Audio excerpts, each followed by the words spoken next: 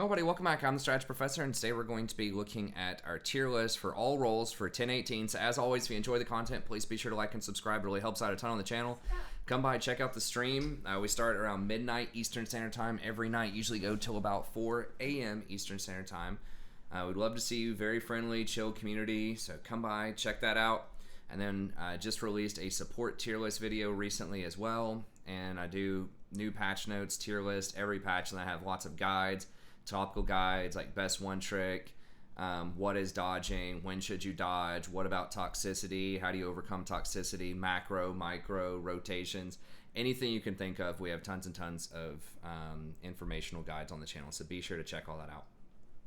Okay, let's go ahead and get in here. So I'm just going to do the supports super briefly just because I have an entire tier list for that, so I'll have that linked at the very beginning of this video probably, so just be sure to click on that if you want to go check out the support tier list as well. But pretty much, I don't think a lot's going to get shaken up at the very top. I think that Bard, Sona, Soraka, Lulu, and Janna are all probably going to be the best. And that's sort of where the stats were on the last patch. Obviously, there aren't going to be a lot on this patch because this patch just dropped today as of the making of this video. But that's pretty much where most things are. Bard is probably going to be the most affected by the changes with the Guardian, but I think Guardian will still be good. I talked about this in the support tier list video, but you're going to lose maybe 20 or 30 shield if you get all items that have AP and some combination of AP and HP on each of your items. You're going to lose 20 or 30 late game, but it's still going to be the best choice for a lot of them, and it's not even going to make a difference in the early game. And if it's a champion that gets a lot of plus healing and shielding, so someone like a Soraka, then it's not even going to matter, right? Because they don't get a lot. You know, Soraka a lot of the time is not going to get a lot of AP anyways if she gets Mikhail's into Redemption, which is a really common build. It's not going to matter. It's only for champs that are getting a lot of AP or that are getting a lot of HP. So it just kind of depends on the champ. But if the champ's getting stuff like Redemption and Shirelia's, Mikhail, all of those are very common, it's not really going to affect those items. It does affect Athene's probably more than almost anything else, just because you can get up to like, you know, 70 AP or 90 AP off of Athene's, depending on how you itemize. If you have Ardent Sensor, it might affect that a little bit. If you have a big HP item like a Dead Man's Plate, which is common on Bard, it will affect that a little bit. You'll lose about 12 shield off of Dead Man's because it has 400 HP on it, and you're losing 3% of that as a shield. So it will matter a little bit, but probably not that much. And I think the name of the game is still going to be just apply as much lane pressure as possible and try to scale really well with some of the hyper carries that are out there.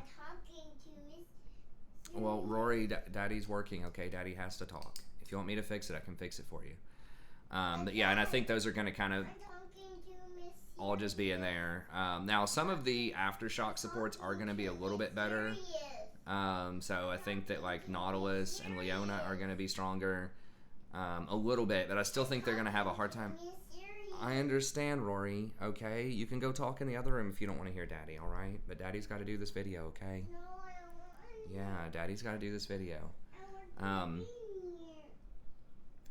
But anyway, so I think that the Aftershock supports will be a little bit better, but I still feel like they're going to get outscaled, and they just don't have great itemization right now in terms of like Leona and Nautilus, the classic ones. They really just don't fit into the kind of the push and poke meta. Now they can try to push stuff in and then also rotate off of that potentially, but I just think they're going to get harassed down too hard by something like a Katelyn or an Ashe plus Lux or plus any of these enchanters. They're just going to get poked out, I feel, a lot of the time. So one champ that's kind of up in the air is going to be Thresh. Now Thresh has been getting really popular in Pro, and he can be very good at higher elo brackets if you're really proficient on him, but he can still be really problematic lower on or in kind of the lower brackets because you're not going to have as much coordination. We can play later, Rory, okay? She just doesn't want Daddy talking in here.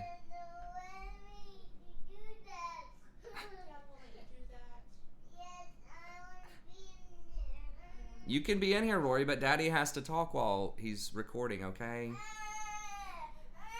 I don't know what. Anyways. Okay. But anyway, sorry about that. But Yeah, Thresh is kind of a wild card. He's just always really dicey. He's really dicey in solo queue just because he's very difficult to play for the individual user. There's a lot of chances for someone to make a mistake. You know, you can miss the hook, you can mistime the flay, you can misposition the lantern, you can get caught out of position. He is pretty squishy in the early game. He has really, really low base armor until you get more scaling with your souls. So he's just really hard to play. And then you have the coordination with your team, right? They have to go in. If you go in with the hook, you have to make the decision about how you want to use the hook. You have to make the decision about the lantern. Do you want to do it offensively to pull someone in? Do you want to position back so that you can pull someone out and get them to safety? There's just a lot of questions about positionality, timing and hitting your skill shots, and getting coordination with your team to make maximum effectiveness, or to use his kit to its maximum effectiveness. So that's why I don't have him up on the list, and he's kind of only an honorable mention just because I'm kind of targeting sort of a platinum minus audience. But if you are really good on him, if you are really proficient on him, then he can take over the game for sure. It's just he is susceptible to a lot of champions that are much easier to play, right? He can get poked out. You know, if they get him at Kales, they can cleanse away your hook. They can heal through you late game. You're just not going to put out a lot of damage late game. And yeah, you're engaged. Like, your CC is somewhat limited compared to like Nautilus or Leona. You do have some slows, but you only have your hook is kind of a hard piece of CC. We can play in a second, Rory, okay? Daddy's just working. I don't know why she's so triggered. She sits in here all the time while I make videos. But anyways, so let's move on to the ADC real quick. So I don't want to spend too long on the support just because, once again, I have a whole video. So go check that out if you want to know more details. But those are kind of the top 5 there. Okay, I still think Ashe is going to be number 1 on my list. Now, she did get a nerf, you know, in quotes on this patch. She lost 2 base AD. And that's really not that much most of the time. I mean, you think in a trade she's going to auto attack like maybe 3 or 4 times in a small trade. That's going to be 8 less damage. I mean, it does add up. It does matter. But most of the reason why people are playing Ashe is because she has really solid engage and really long poke and range early on in the game. And that slow is very brutal as well, for being able to stick to people and being able to position and control team fights. And that hawk shot is really nice for scouting out the enemy jungle and tracking that and just giving your team really good information. And she scales pretty well too with some of the common items, you know, like the Blade of the Ruined King plus Hurricane plus Infinity Edge. I think it's the best. Please don't get Man Immune on her, because she really does have a lot of early game power that you want to leverage. So I think that Ashe is still going to be extremely good, and it just, playing something like Ashe in the ADC slot, who's really the only like mainstream engage ADC you can pick. You can pick Varus, but he's fallen off a lot. They nerfed his numbers a massive amount earlier on in the season. But if you run Ashe, that means that you can play something that's more of a hard hyper carry that doesn't have very much CC either in the top lane or in the jungle. So that means you can run stuff like Kha'zix in the jungle, Eve in the jungle.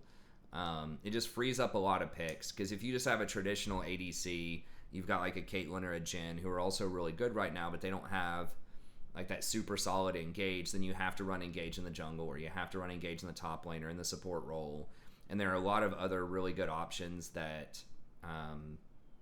that don't really work that well unless your team has some solid engage. So she just frees up a lot of different competitions, or compositions rather, and she's just a really stable pick in general. She is pretty vulnerable to engage herself, so you do have to be careful with that. You know, she is very susceptible to something like a Bard ult or a Leona ult, Nautilus ult, all these things. She doesn't have a lot of tools to get away from that type of stuff, but Hecarim dive, but you're still going to be useful even if you get camped, even if you die a lot. You're still going to be really helpful for your team. So I just think that guaranteed consistency built into her kit through the arrow, through her itemization, which is pretty strong right now, and through kind of her early game power and presence, is still going to make her really competitive and strong. Now, Kaitlyn is another one that I think is really good right now as well, and she has the highest PBI of pretty much everybody, and what that is pick ban influence. You can see over here on the Lolalytics side of 86, which is quite high. And what that means is it looks at your win rate and then how often the champion is picked or banned. So if it has a high win rate and it's picked a lot and it's banned a lot, it is sort of assumed that it's going to be a really influential and powerful champion. Because there are some champs that have a high win rate, but they have a really low pick rate or a really low ban rate. And that means that it's usually one-tricks that are playing those champs. That means it's not necessarily great on everybody, but it's pretty good on some people. There are other conclusions you can draw as well, but it's just not as indicative as really widely appealing, going to be very strong for a vast majority of the population. But Kaitlyn definitely is. Now, the thing about Kaitlyn, she does push very well early on. She does have... she's probably the best pusher, right? Because she has a super long auto attack range early on, and then her Q allows her to push. The traps create really nice zones of control, so it makes it difficult for the enemy to maneuver around those, to take good trades with you. And since kind of the change to Stormrazor and Infinity Edge, now she can rush 2 big AD items while also getting a large amount of crit, because her headshot bonus damage can crit. And it makes her really proficient. She also has pretty good healing in the form of Fleet Footwork. She has a really slow wind-up and attack speed, so you don't really want to go something like Lethal Tempo or Press the Attack or Conquer. She's just going to stack it too slowly. But her individual shots do hit really hard. She does take towers super well early on. She's just kind of the queen of push and poke, zone control type of ADC. And she's just really fast, gets a lot of power early. She can knock down towers, rotate, take more towers, contest dragons, scuttles, all that stuff. And historically, Kaitlyn starts to fall off after her first item because she scales so poorly with attack speed that she would usually get Infinity Edge and be really strong right there. But then once she has to start getting the Zeal items, historically, once she gets, Rapid Fire Cannon and Phantom Dancer and all that stuff, then she falls off and isn't quite as powerful as other champions.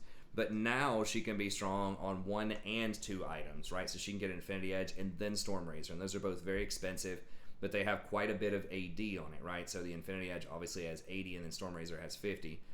So she's not indexing that much towards attack speed anymore, but she's getting lots of AD and lots of crit, and that's exactly what she wants, so those headshots hit like a truck. And now she doesn't have to get the Rapid Fire Cannon until 3rd item. I think that you can still do Rapid Fire 2nd in some circumstances. Like I said, the attack speed's not that great, but you do get to double down on that Energizer hit right there.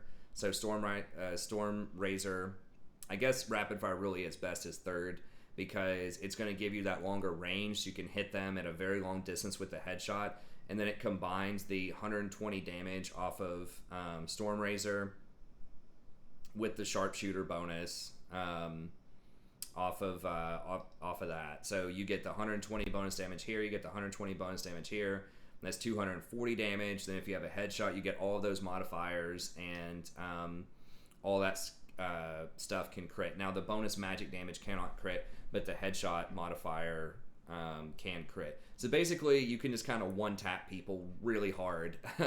When you have it fully energized and you get a crit on a headshot, it's going to do like over 1,000 damage to somebody in the mid to late game. And games are going so fast right now that you typically don't even get to your 4th or 5th item. A lot of games will be determined by the time you get Infinity Edge, sometimes even before you can complete your Stormrazor.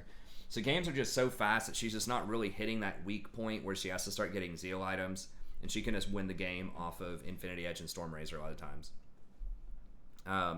And at that point too, once you get to Rapid Fire, it's like, yeah, you are having to index into some attack speed, but that is also going to be your 75% crit mark, and you do get that extra range as well. So getting that amount of crit when you already have the Infinity Edge for the multiplier and you already have the extra crit off of Stormrazor kind of makes up for the fact that you're having to index towards attack speed. So anyways, I think that just that item progression is going to be super strong right now. So she's still really good.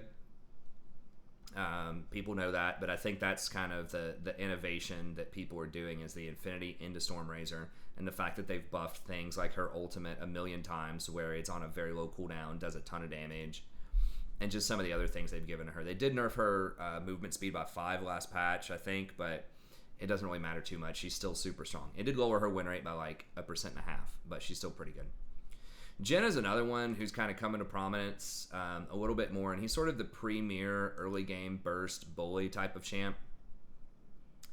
And he does have some really nice kind of follow-up CC with his W's. That's something that people really underestimate about him, is if he hits that W, it does have a pretty long root duration. I think it's 1.75 off of 1 point in it. I could be wrong about that, but it's a pretty long root duration. And he just does so much upfront damage if he gets those headshots in there. So he's kind of the answer to some other champs. And he does also have really, really good push with his grenades. So he pushes well, he pokes well, he has a nice finisher with his ult, good utility with his W, pretty good wave clear with his traps and his grenades. So he's also quite good in a meta where you're not seeing that many tanks in solo queue. There are some tanks, but not a ton, just because his attack speed is so slow. He has a hard time cracking through tanks, but he really can destroy squishy targets if he gets that headshot. So if Kha'zix is running at him, you know, he's got an Infinity Edge and Storm Razor, and he just, or Rapid Fire Cannon, and he just headshot somebody, he might be able to just almost one-shot him with all the multipliers. So it's the same kind of build as Katelyn, where you have, where he doesn't scale that well with attack speed, but you can just get Infinity Edge, Storm Razor, and just really just blow people up, and then Rapid Fire mixed in there as well. So it's a very similar build path, which is going to be really effective on him. Misfortune's another one that I think might rise up a little bit on this patch. Should get a buff of some extra movement speed on her W, and something else. I can't... like attack speed growth or something, which doesn't matter that much. But the extra movement speed is going to be pretty good, and I think that she just fits in really well with the kind of meta that we have right now, where people are grouping up for these 5v5 team fights quite a bit, and she just does a huge amount of damage. And once again, you've got big double crit items, no Zeal items, no man immune, just all power. And I think that that's an environment that she's going to thrive in. So just getting those big ticket, hard hitting items so that your Q shots can crit. Remember that bonus damage can crit on the Q.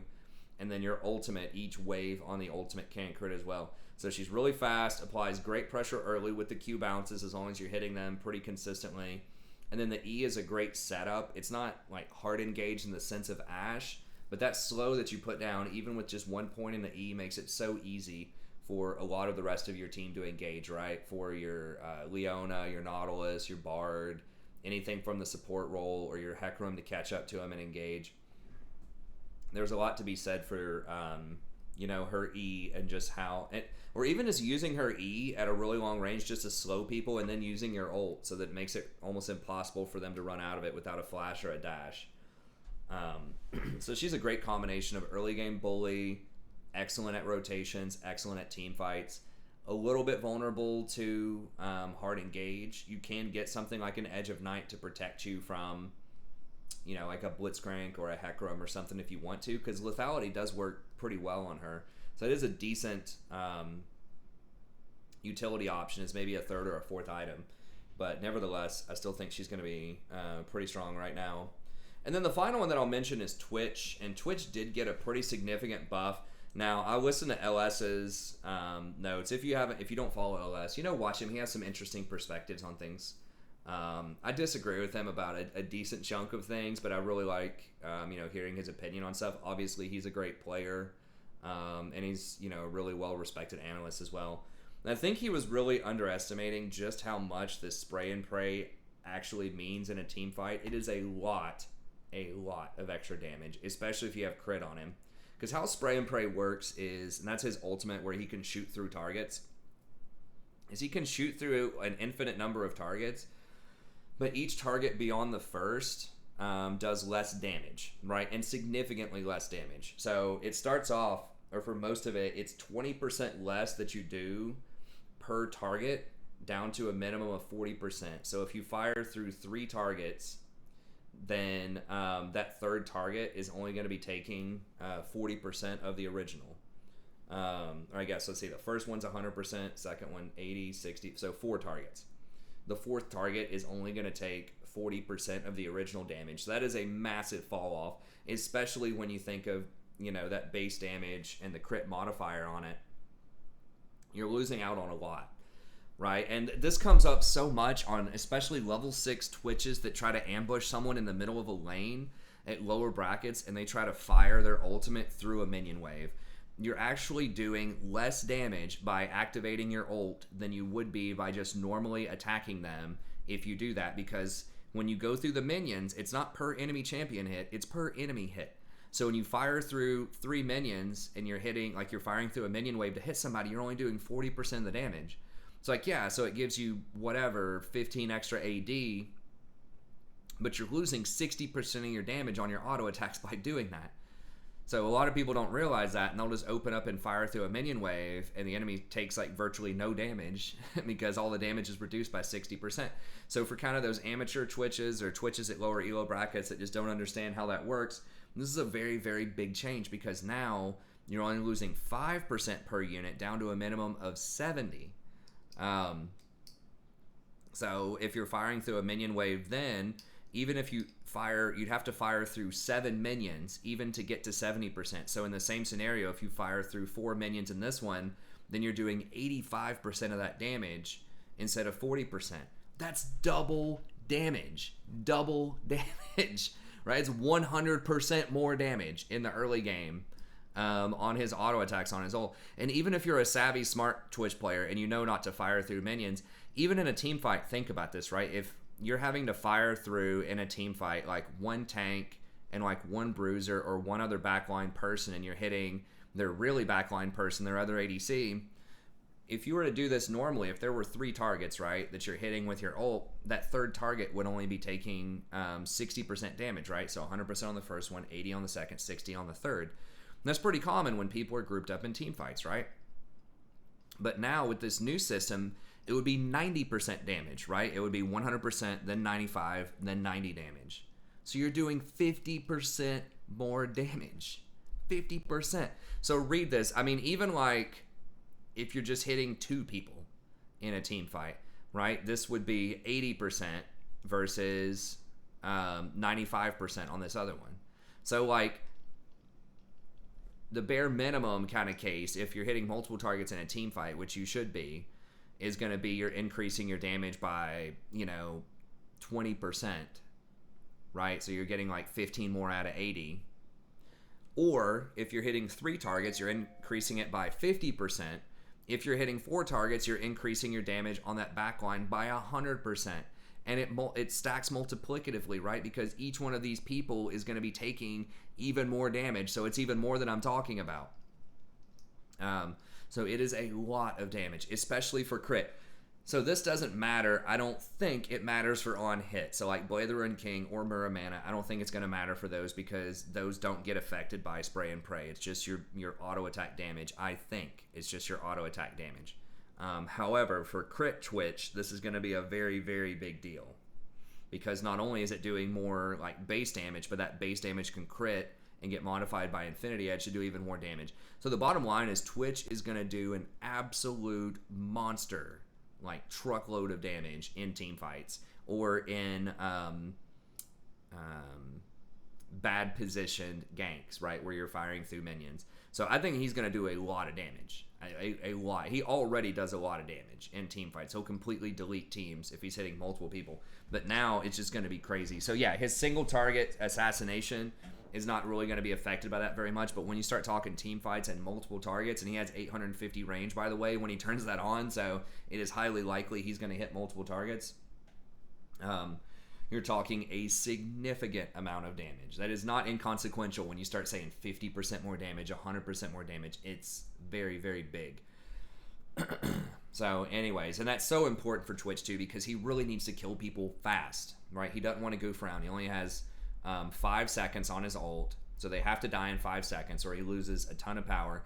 And he's extremely vulnerable too, right? When he pops up out of invisibility, he doesn't have any other defensive tools, so someone can just jump on him and kill him. So he has to kill everybody quickly and get a lot of value out before people turn around and blow him up. So I think he's going to be very strong. Now, people have been moving towards this Muramana kind of build on him. I hate Muramana on a lot of champs other than like Ezreal or Kai'Sa, who have to do it for their build, and that's, by the way, why they're in the gutter right now. That's one of my huge theories for why they are in such a terrible state, is because tier is such a bad item. It's so slow, and the meta is so fast, and you need to take over early. That's a huge reason why, Ezreal and Kai'Sa are kind of in the dumpster here. But as far as Twitch goes, people have been trying that build. I guess at the end of the day, it doesn't matter that much because Blade of the Ruined King is not going to be affected by these results as well. And they have almost an identical win rate if you look at this on 1017, right? Muramana is 50%, Blade of the Ruined King is 51%. And then you're usually going to be getting Hurricane. Now, it is worth noting that Infinity Edge straight up, even before these changes, is like 2% higher than either one of those. Part of that is also if you're getting Infinity Edge first, it means you're probably really fed, that you've got some kills to afford it.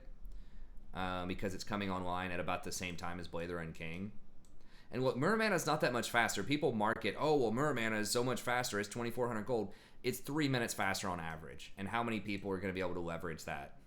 Right? Versus a complete... Because it doesn't have... Like, the big power spike for Muramana is when you complete it, when you get that on-hit damage. Before you do that, a lot of the budget for that item is in flat mana. And you don't need flat mana as Twitch or a lot of these other Muramana users, except for Ezreal, who really does need the mana. But, you know, people market it as like, ooh, it's 25% less gold, you know, than something like Blade of the Ruined King or Infinity Edge. You get this, like, huge power spike window. It's like, you get 6 waves, right? If you have perfect back timings. And I've talked about this all the time with Muramana. The huge problem is whenever you get the tier, it does nothing. You have no power early on. So you have to perfectly time it to where you're keeping them off of their major power spikes while you are trying to compensate for the fact that you have 850 dead gold until you complete Muramana. So it's like, yeah, in theory, okay, you could buy 3 extra minutes if everything aligns perfectly. But if you are... if you go back and get a tier and they get a BF sword, you're going to be in a huge world of hurt. So you have to force them into a bad back where they're getting something like a pickaxe and you're getting a tier where you have equal mana. Even then, they're going to be ahead by quite a lot when they have a pickaxe. But if you can keep them off of that BF sword, that's helpful. But if you come back with a tier and they have a BF sword, it's a big problem. Now, some people try to circumvent this by getting pickaxe first. And then they either get a pickaxe or a BF. And then you try to complete Muramana when they're on BF and pickaxe. That's kind of the best scenario you can hope for if they're building Infinity Edge first. Even that's going to be really hard. You're going to be down a lot of power early on in the game. But Twitch is naturally pretty bad in the early game. He can use the mana some, right? Like he can spam his W and contaminate to try to wave clear pretty quickly. So he can do some stuff. The main attraction to taking Muramana on Twitch is you do get it a little bit faster, 3 minutes faster, which does mean that you can get your Hurricane completed faster. And the Muramana damage can proc off of both Hurricane and your ultimate. So you can spread that out and just do a ton of damage. And I presume it's going to be a hell of a lot more damage against targets that have really low health bars or targets that are already injured. It's going to execute them really well. Blade of the Ruined King is really good against high health targets. And it gets a lot worse when someone is at a low percentage because it's a percentage of their current health, not their maximum health. So Muramana probably is a bit more damage in general. It's just that Blade of the Ruined King is a much better, well-rounded item. Like it has that active, the 100 damage is really nice in the early game. You have the lifesteal to help you through a tough lane when you're getting poked out, which is going to be very common as Twitch.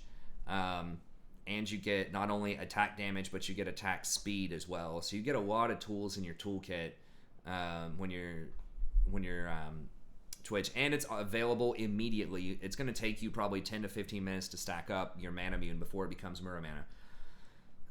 So anyways, I think the most effective build is still going to be Blade of the Ruined King into Hurricane into Infinity Edge. It might be possible that you just straight up rush Infinity Edge, or you rush Hurricane and then get Infinity Edge after that if you want the extra wave clear.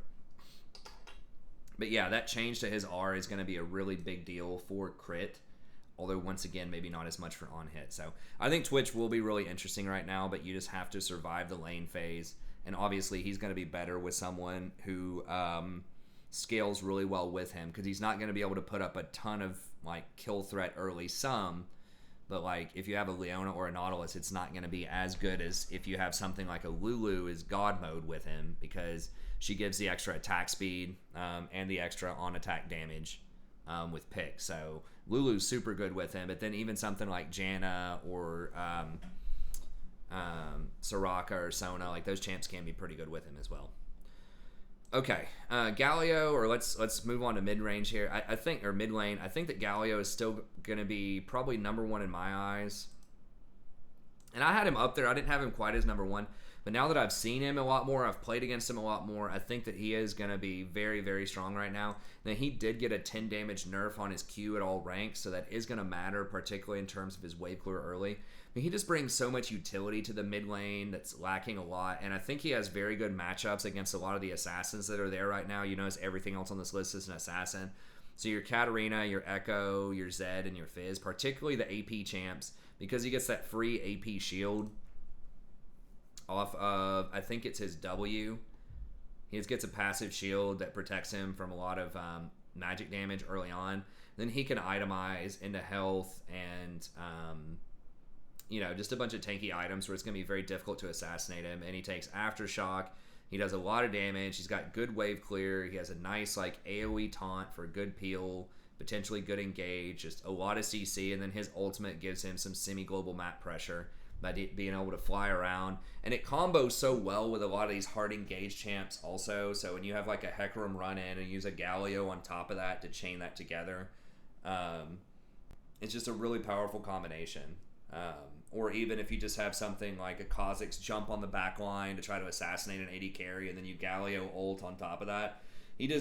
When you layer all of that stuff together, it's just very, very difficult to deal with this champion. So a lot of damage, pretty tanky, very cheap items, right? He can go Protobelt Zanyas, which you'll see on all of these champions we're talking about, or most of them. They have a really, really cheap item build where their core items are going to be 2,500 gold or 2,600 gold. You don't have to index towards mana.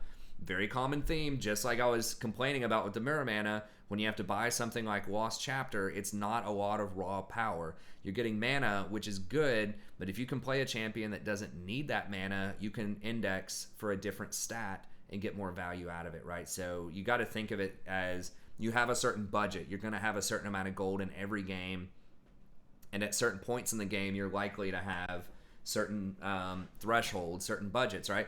And so if you don't have to spend money on mana, you can spend it on AP, or you can spend it on health for survivability or resistances. There's just a much better way you can spend your mana if you can avoid spending, or spend your money if you can avoid spending it on mana. And that's the main reason why I hate Mana Mune on a lot of champs. Even though it is very strong later, it does a lot of damage, and yes, it is a very cheap item. It just takes so long early on to come online. So Galio is someone who gets to circumvent the Lost Chapter type of items, right? He can just go for Protobelt, Zanyas, both very cheap. They have defensive stats. They have really good utility to them. Good wave clear on Protobelt. Zanyas, allows you to outplay a lot of different things that are going on there. Allows you to outplay a Zed ult, Fizz ult, Katarina ult. There's a lot of stuff you can do with that to play around.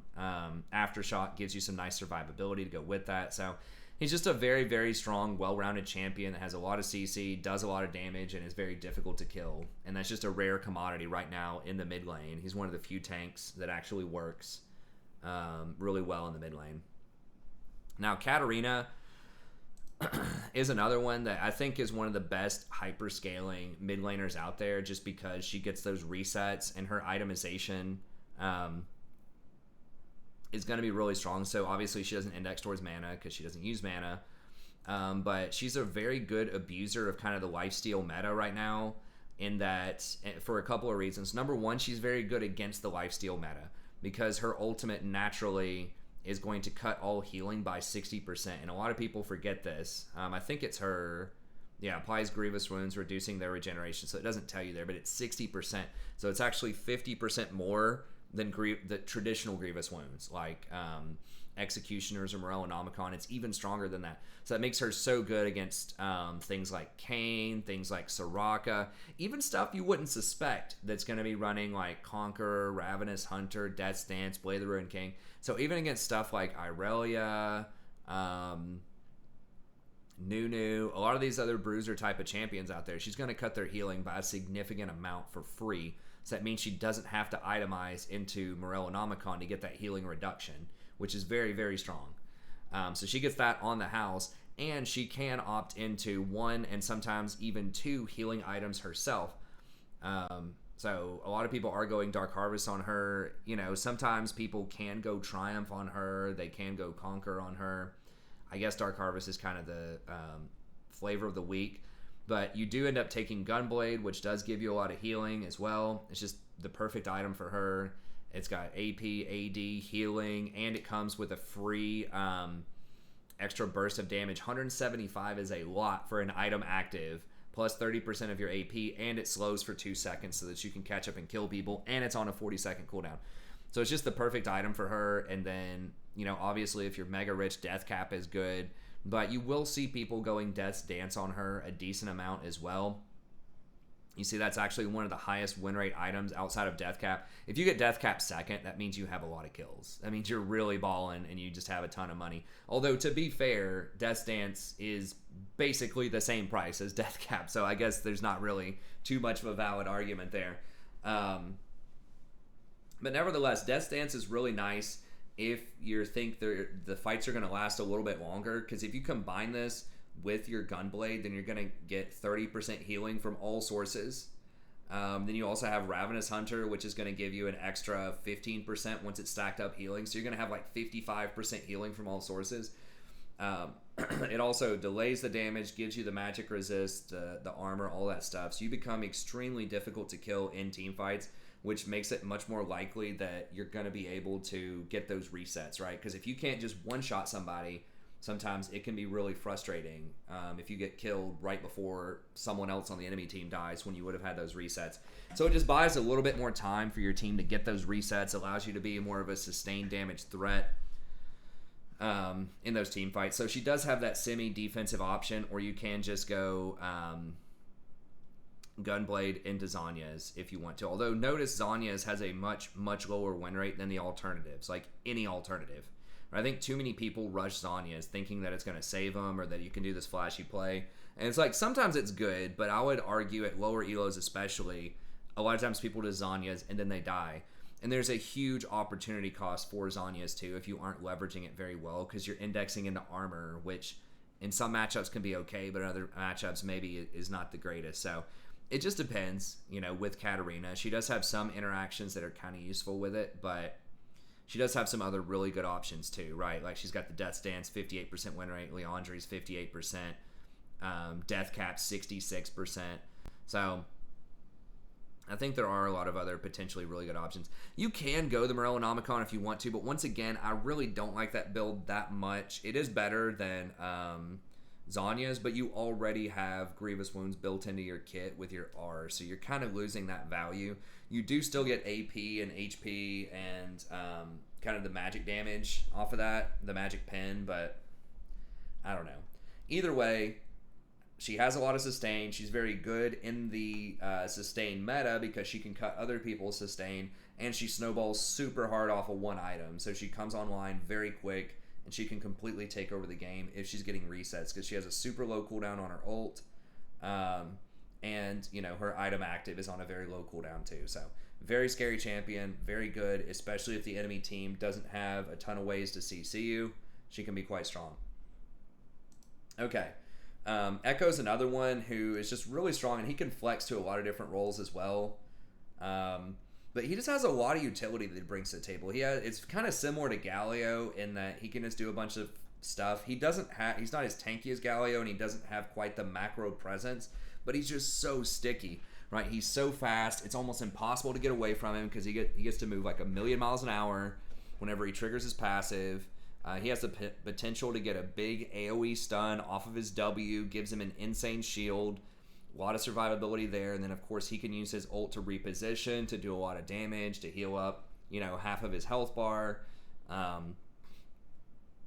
So he just has a lot of utility and pretty good wave clear, and the fact that he can comfortably flex into 3 different lanes, 4 if you ask Scott, right? Like he can go mid, top, or jungle, and then sometimes as support. Scott's one of the viewers on the channel that really loves Echo support.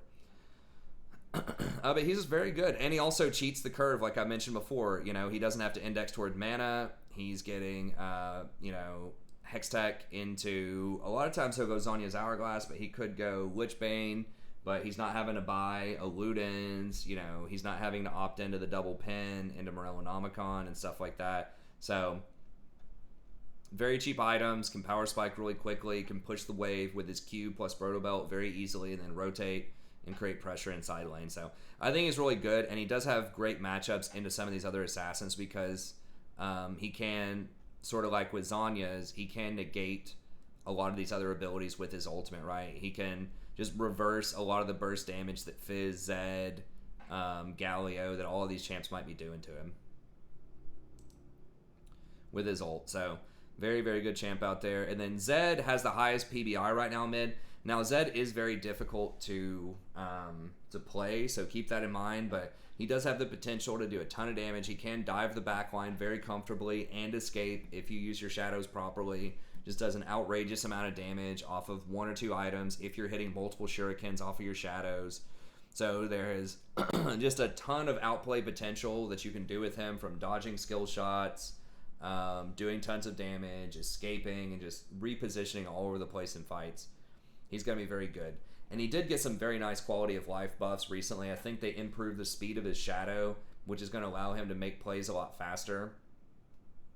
And I can't remember. They've done several things with his shadow to give him better quality of life over the last few patches. But super strong item. Now, he is soft countered by Zhonya's Hourglass, and you'll notice that basically every other mainstream mid laner right now that I just mentioned, top 5 mid laner, is going to take Zhonya's. So that's something that you're just going to have to learn how to work around in terms of baiting out that Zhonya's before you ult them.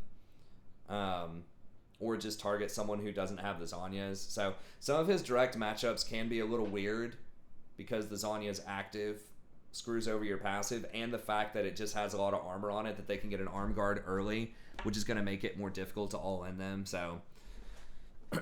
and the fact that he's AD, and most people are still running AD in the jungle and AD top. There are some AP junglers that are becoming a little bit more prominent. You're seeing more Eve. People are trying Nidalee. I wouldn't do that unless it's pro. We'll talk about junglers here in a second. But a lot of the, really popular junglers, your Lee Sin, your Kane, Kha'Zix, that type of stuff, they're still going to be AD. And so if you run an AD in the mid lane, then you are putting yourself at compositional risk if your team doesn't adjust their picks to accommodate that. So he is risky, hard to play, compositionally can be a little weird. Popular items and popular champions do soft counter him right now, but if you do get ahead, you can take over, and it's very difficult to counterplay him just because he has so much mobility and outplay potential with his ult and his shadows. Okay, and then the final one that I'll mention is Fizz. Fizz, kind of similar to Zed, has a ton of outplay potential with his trident. He can jump a lot of skill shots. He can go untargetable. So he can tower dive very easily early on if he hits a fish, because he can drop tower aggro once he uses his trident. He can dodge stuff like Zed ult, Echo ult, Katarina ult, Karthus ult, just all sorts of stuff he can outplay with that trident. So he has a ton of potential there. Pretty good mobility with his Q plus trident. He's going to go for the Proto Belt Zhonya's most of the time, Lich Bane, so pretty good combination. Doesn't have to index into mana items. Can take towers actually pretty decently. You have an auto attack reset on your W, and you can use those Lich Bane procs to threaten towers, so pretty decent tower pusher. But a lot of it's just going to come down to how well you use Playful Trickster to outplay different mechanics to make sure that you're landing your shark and getting your full combo on somebody. But similar to Zed, he's very, very frustrating to play against if he does get ahead, and he can start killing you with a point-blank fish where he doesn't even have to throw it from very far away. So anyways, I think that Fizz is also going to be pretty strong right now. And his movement is on a much lower cooldown than Zed's Shadows, right? Like his Playful Trickster is only on a 10-second cooldown later on. So you can actually jump over walls in the jungle while you're rotating for ganks. And since you get a pretty decent amount of CDR, by getting Proto Belt, which is going to have 10%, and then Zhonya's, which is going to have 10% early on, then your Playful Trickster might be back up in the middle of the gank. So he has a lot of mobility that you can play around. Okay, jungle. I think Nunu in solo queue especially is still going to be the best jungler at Platinum and lower. He has a really high win rate right now. It's 53, almost 54%. And, you know, I play this all the time on stream whenever I play jungle, so you can kind of come out and see this if you want. But he just has a very safe clear. He stays at a really high health amount the entire clear. He can start either way. He can go red to blue or blue to red, depending on if you want to fight the enemy jungler for scuttle or not. He's very, very good at early game ganks, which is something that a lot of tanks don't have going for him. When you're thinking about Zac, I guess like Rammus and Hecarim have pretty good ganks too, but you know, that snowball, especially if you're coming off of one of those scuttle shrines and you're doing the phase rush relentless hunter build, you just come in a million miles an hour. It's so difficult to avoid his gank because half the time, even if you flash, he's going to be able to curve that snowball around to hit you. And if you do somehow manage to position where the snowball doesn't hit you, he can just cancel the snowball and then just start hitting you. Like, he can cancel his W and start hitting you with the smaller snowballs with his E, which is going to slow you, and he's going to run you down with phase rush and get you rooted anyways. So he's so sticky. He's so difficult to get away from. And he has really good itemization options too. He scales very well off of HP and off of AP because all of his abilities have pretty good AP scaling, and the HP has the potential to improve the amount that you're healing off of your Q. It gives you a bigger shield off of your ult. So there's just all kind of benefits for that. And so that gives him really diverse itemization. Some people will go really aggressive early. He pretty much always goes Cinder Hulk. But after that, you can get Proto Belt if you want to. You can get Dead Man's Plate if you want to go faster, Thornmail, or at least a Bramble Vest early on if you want to try to cut healing. Spirit Visage is great. And if you want to go for some of those cheaper, like utility items, Knight's Vow is a really good choice on him for team fights, especially if you don't have a support that has Knight's Vow. And then even something like Locket as like a fourth item when you already have a lot of health items can be pretty good and is very underrated. Hell, even something like a Redemption could be pretty decent. Just because you do have a heal, you can leverage that, and just being able to throw that down in a team fight and get a lot of value out of it can be pretty good. So he has a lot of different options in terms of itemization, in terms of playstyles. Very good ganks. He is sort of the king of taking objectives as well. It's almost impossible to steal a dragon or a baron from Nunu unless you CC him, because he's just going to chain his Q together with a smite for like 1700 true damage if he's a good Nunu. So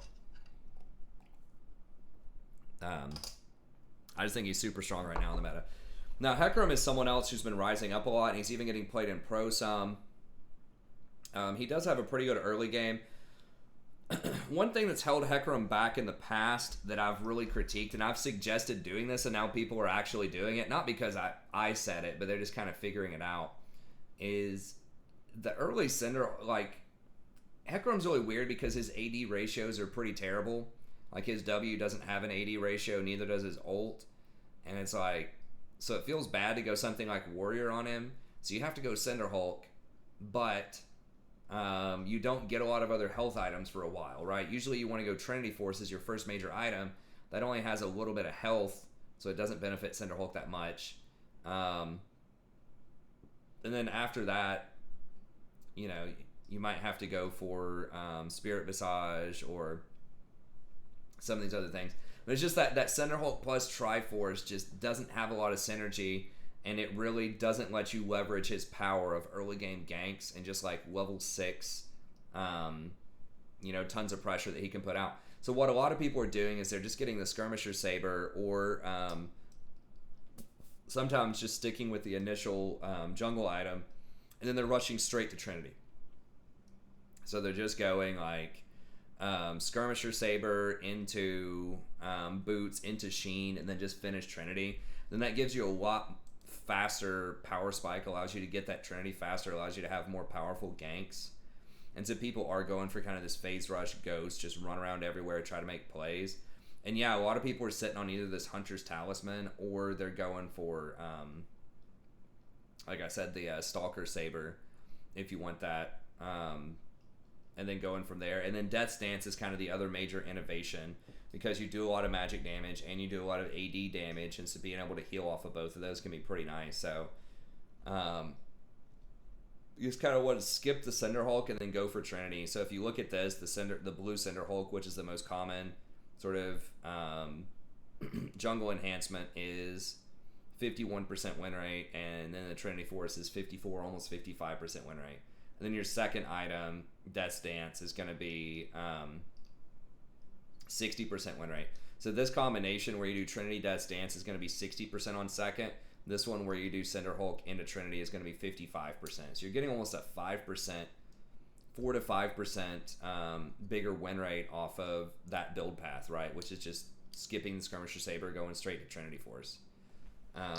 So I think that's a new innovation that's very good. And yeah, I'm sure y'all are probably familiar with Hecarim. He runs around, he does a lot of damage, he can very easily get access to the back line. It's just always been a question of his power spike and him being a bit slow and having sort of a non-combo, a nombo with Cinder Hulk plus Trinity Force. But now that people have figured this out, Rush Trinity, Rush Death's Dance, he can come online a lot faster and start taking over games. Okay, Kane is another one, particularly Red Kane, that's pretty strong. He has been nerfed a few different times, but he just has such great mobility around the map, such great wave clear, and just his itemization just sort of just fits right into the meta, right? Like he can take Conqueror plus Ravenous Hunter, and then he can get something like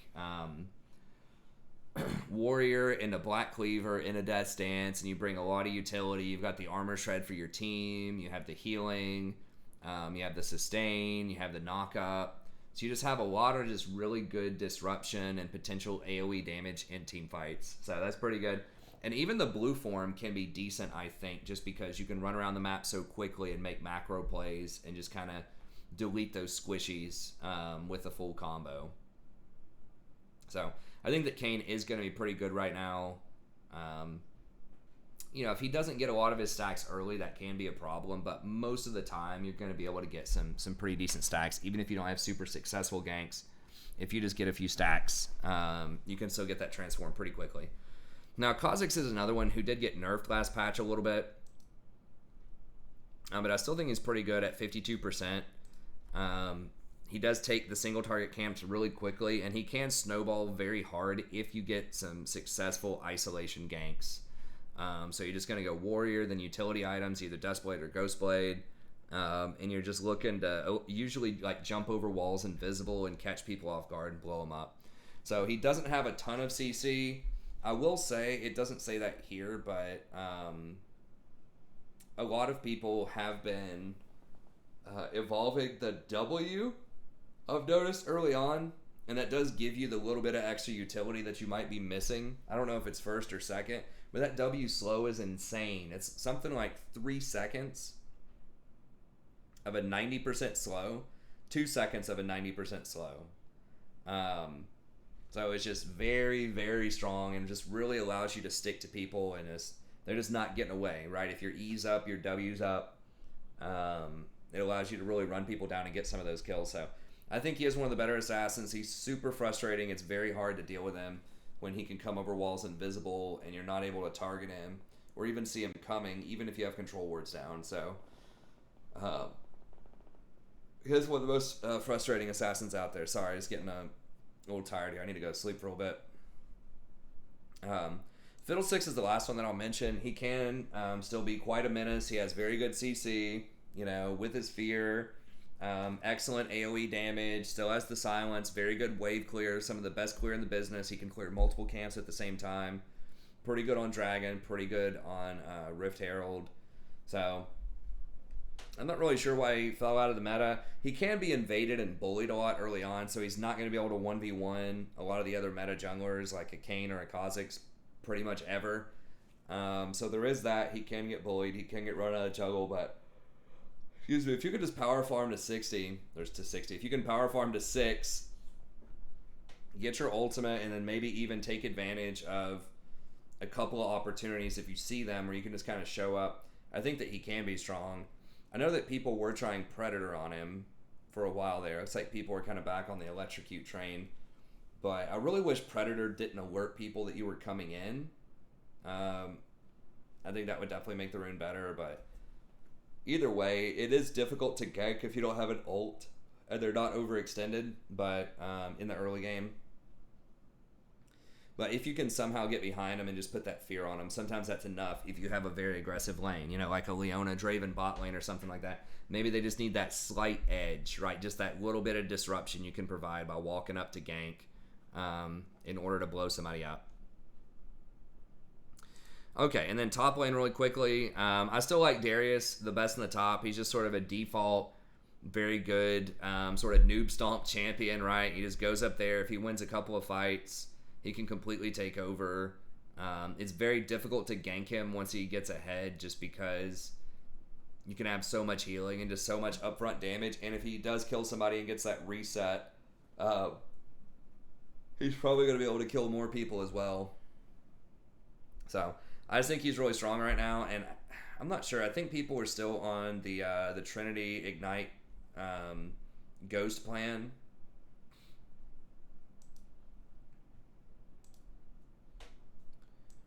So yeah, the buffs to Ghost a few patches ago are super strong on him. So you can use both Ghost and Flash to get in range and kill somebody. Trinity, and then just kind of a bunch of tanky, bruisery type of items. And he's just super strong in really long fights, especially. Just throw him in the middle of a team fight. He not only can take a lot of damage and heal himself, but once he starts to get those bleeds stacked up, he does a ton of damage. Just melt tanks and squishies alike. So I think he's very, very good, especially if the enemy team has like 3 or more melees and you're not just going to get kited all fight. Obviously going to be very good with a support who has really good engage or rushes stuff like a Shirelia's. So something like a Bard that can start a fight and let him get into position, or Nautilus, Leona, Lulu speeding up Darius, or Zillion speeding up Darius, Shirelia speeding up Darius. So there's a lot of different things that supports can run to help out. Yeah, I still like Darius a lot. Shin is the other one that I'll mention up here. Now, he did get nerfed on this patch, but he does still do quite a lot of damage in one-on-one situations. He can get pretty good wave clear when he gets Tiamat and Sunfire Cape. He can really melt those waves.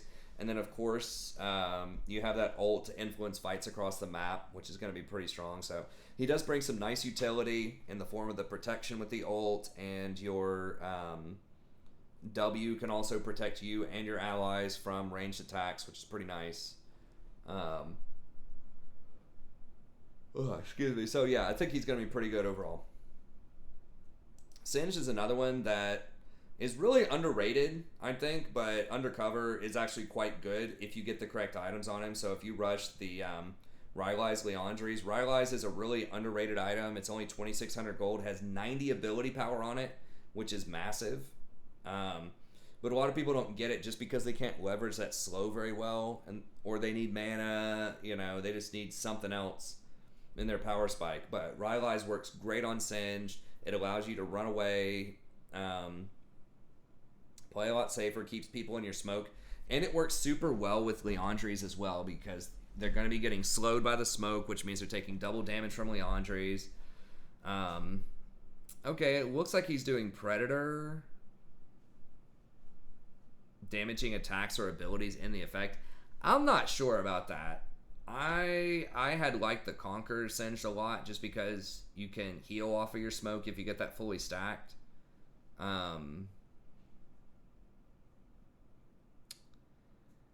Predator does have a slightly higher win rate, although Conqueror is much, much more popular. I would still probably err on the side of Conqueror. Just being able to take Conqueror plus Triumph, and then the anti-CC with Legend Tenacity and either Coup de Grace or Cut Down, I think it's going to be a bit better. So yeah, I think he's really good, particularly against tanks or bruisers in the top lane, just any sort of melee. It's so hard to run him down. And just being able to throw down your goo and then flip people back onto it to stick them is going to be very good against melee champs. So I think that he's in a pretty good spot right now. Malachi's another one who's resident sleeper. He's very, very good. I see a lot of people, running other, what I would consider to be subpar tanks in the top lane, but Malachi does a lot. He's got almost a 53% win rate. Excuse me. So he's one of the highest win rate top laners right now, and even if you fall behind, he's super relevant. The other day in a diamond game, we had a Malachi that was top lane. I don't remember what he was against. I think it was against Teemo. And he, coming into the mid game, I swear he was like 0-8 or something, and Teemo was like 5-1, up like 40 CS, and we ended up winning the game. And the Malachi was way more useful, even though he was behind probably like 4,000 gold. He was still more useful, just because he has such high base damage built into his kit with his seeds, with his Q, and he just has a lot of CC. Right, I talked about this a lot when I really advocated for Malachi support, but his CC is really hard to dodge if you're at a reasonably close range. Very long duration. He has a point-click W that you can't really outplay. So he has a lot of potential. So I think Malachi can be really strong right now. Excuse me. And then the final one that I'll mention is Wukong. Brings a lot of utility to the table. Very good fighter. The double knockup. Great disruptor of team fights. Looks like a lot of people are kind of moving away from the Black Cleaver. So it kind of depends on the matchup. I think Cleaver can be super good just because you can get those stacks on people so well with your ult. But Trinity does give you a lot more one-on-one potential, burst potential. So I still think he's going to be great, either Trinity or Black Cleaver, and then just going into the Death Stance. And yeah, just lots of team fight potential, lots of all-in potential. It's going to be a strong champ. And then Fiora is another one who's kind of my honorable mention. I do think that she is super strong. She's a great tower taker. She's a great duelist. She's had several buffs. She works really well with a lot of the top items. But just trying to be able to coordinate with your team in order to get really good split pushing can be a problem. You have to make sure you don't get caught, and you have to make sure your team doesn't get caught if you split push. But she takes those tower plates so quickly now that her Q can also apply to towers. Once you get that Trinity Force, you just completely melt towers by just spamming Q on the tower. So I do think that she is going to be very strong. And obviously, if you do show up for a team fight and your ultimate does trigger, somebody dies with your ultimate on them, you're going to win the fight most of the time, right? Because you're going to provide so much healing to yourself and your team that it's going to be very difficult for them to overcome that. But anyways, that's going to be it. Thank you very much. Hope you enjoyed this. Be sure to like and subscribe if you did. And I'll see you next time. Have a good day.